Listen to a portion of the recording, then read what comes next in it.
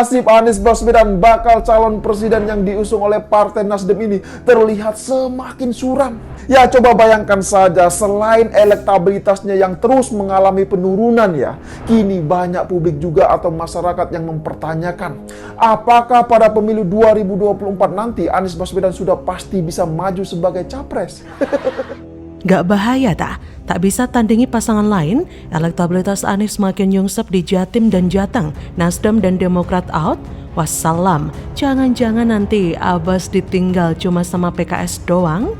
Dari 3 nama calon presiden antara Ganjar Pranowo, Prabowo Subianto, dan Anies Baswedan, cuma Anies lah calon presiden yang paling rapuh saat ini. Dia hanyalah calon presiden yang diusung oleh Nasdem dan didukung oleh 2 partai lain supaya batas syarat minimal partai untuk mengangkat seorang calon presiden itu terlampaui. Halo, selamat datang di channel Media 45 bersama JJ. Bakal calon presiden Koalisi Perubahan untuk Persatuan, Anies Baswedan, diprediksi akan ditinggal Nasdem.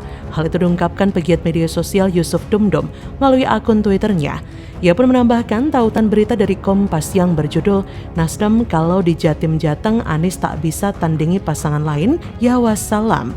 Ketua DPP Bidang Pemenangan Pemilu Partai Nasdem Effendi Koiri atau Gus Coy mengaku khawatir suara Anies tergerus oleh 2 bakal calon presiden lain, yaitu Prabowo dan Ganjar.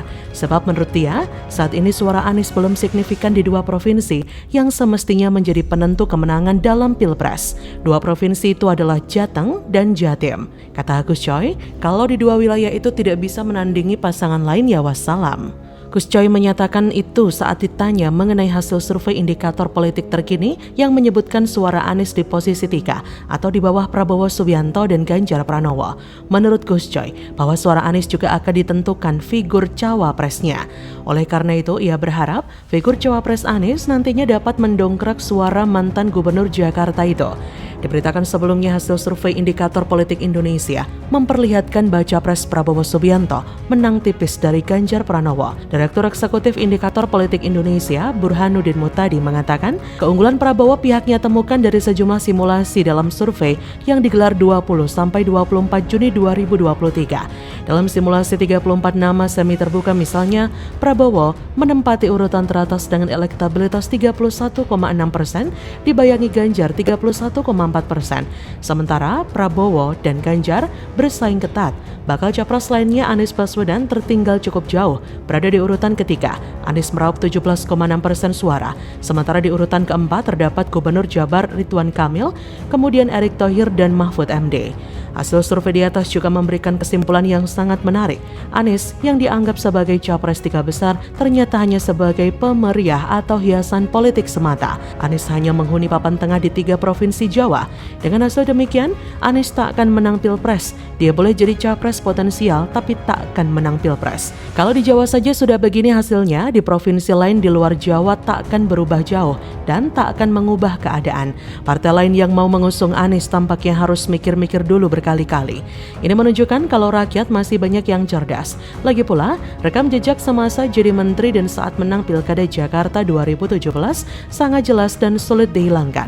Anies tidak ada pantas-pantasnya jadi pemimpin. Jadi gubernur saja sebenarnya gak pantas, apalagi mau jadi presiden. Salah satu kelompok pendukungnya adalah minoritas negara ini, yaitu kelompok penjual agama yang suka panas-panasan di Monas dan mengharapkan sebungkus nasi gratis. Anies tak akan punya panggung di Jawa, apalagi luar Jawa. Anies ini terlalu pede dan licin. Hasil survei tidak menguntungkan, tapi mereka masih saja suka bermimpi ketinggian. Semoga saja masyarakat sadar kalau orang ini memimpin, negara bakal bermasalah. Adalah sebuah musibah kalau satu negara dipimpin oleh orang yang hanya bisa menata kata. Bagaimana menurut Anda?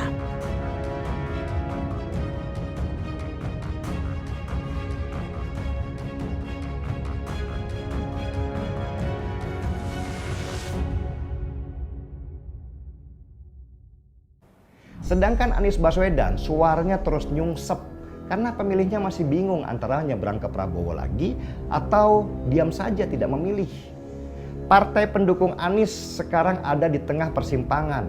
Mau terus dukung Anies tapi potensi kalahnya besar, atau akhirnya keluarkan sekoci untuk tinggalkan kapal induk koalisi dan bergabung dengan calon presiden yang sudah stabil dan sulit untuk digoyang. Anies deg-degser mendengar Surya Paloh diyakini tetap di kubu Megawati. KPP terancam bubar jalan, siap-siap tisu, Anies bisa mewek. Ditulis oleh tim redaksi jurnal, dikutip dari berbagai sumber. Saya kira dalam konteks politik semua sangat mungkin, tapi dalam konteks Ganjar Anies itu sulit. Ya saya kira lagi-lagi kita masih memiliki waktu yang panjang, sangat dinamis politik itu. Kita bilang sekarang nggak mungkin juga, bisa jadi suatu hari akan terjadi kejadian yang tidak terduga. Halo, kembali berjumpa dengan suara Fani Bakri di channel Media 45. Ketua Umum DPP Partai Nasdem Surya Paloh merupakan figur yang terkenal sangat setia kepada Ketua Umum DPP PDIP Megawati Soekarno Putri dan Presiden Joko Widodo. Pada 2014 silam, Nasdem merupakan partai pertama yang mengusung Jokowi sebagai presiden. Baru kemudian PDIP secara resmi mengumumkan mantan wali kota Solo itu sebagai capres. Kini Nasdem bersama Demokrat dan PKS membentuk Koalisi Perubahan untuk Persatuan atau KPP yang merupakan koalisi partai pengusung Anies Baswedan sebagai bakal capres. Banyak analisis yang mengarah pada dukungan Nasdem dan Surya Paloh kepada Anies hanya sebatas gimmick belaka. Pengamat politik sekaligus koordinator Nusa Ina Connection, Abdullah Kelrey, mengutarakan keyakinannya bahwa Surya Paloh tetap berada di kubu Megawati dan Jokowi.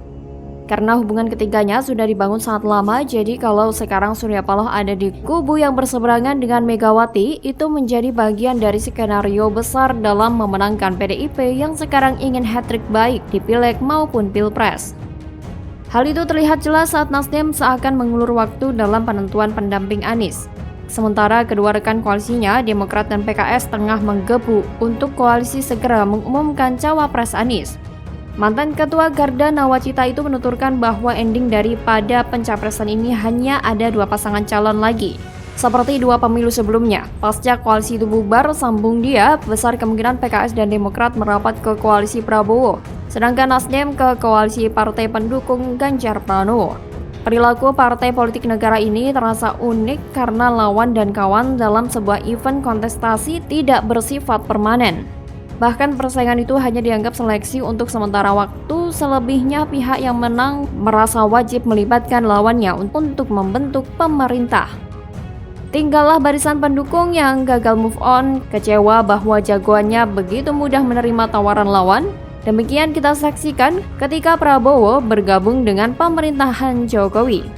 Mencermati perjalanan Nasdem itu sulit dipisahkan dari perjalanan politik sang Ketua Umum, Surya Paloh. Ada fenomena menarik di dalam diri Surya Paloh bersama Nasdem. Kesan yang muncul lebih sering dirasakan publik. Nasdem seperti menomorduakan potensi mereka sendiri. Ketika menawarkan sosok capres lainnya, Nasdem justru terkesan sangat yakin dengan capres yang berasal dari sebuah partai dominan.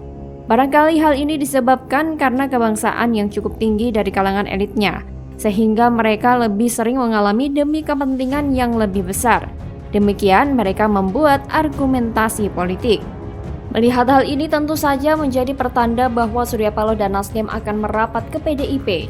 Cekcok dan kisruh antara Nasdem dan Demokrat dikabarkan juga semakin memanas.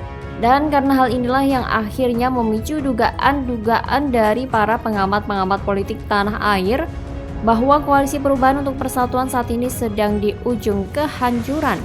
Nah, jadi di sini Anies Baswedan pun semakin kebingungan dan semakin tidak mengerti oleh para orang bijak di dunia ini bahwa politik itu tidak ada musuh atau teman yang abadi. Yang ada hanya kepentingan kekuasaan. Walaupun Iwan Fals dalam lagunya pernah mengatakan bahwa tak selamanya politik itu kejam, tapi bagi sebagian orang seperti contohnya si Amin Rais pasti akan berpendapat bahwa politik itu bukan hanya kejam tapi benar-benar sadis dan mengerikan. Dan bila ke depan Nasdem ternyata bergabung dengan PDIP, hal tersebut sangat wajar karena pihak itu punya kepentingan dan pasti hal tersebut akan dianggap masih rasional walaupun harus mengorbankan seorang Anies Baswedan. Bagaimana kalau menurut Anda?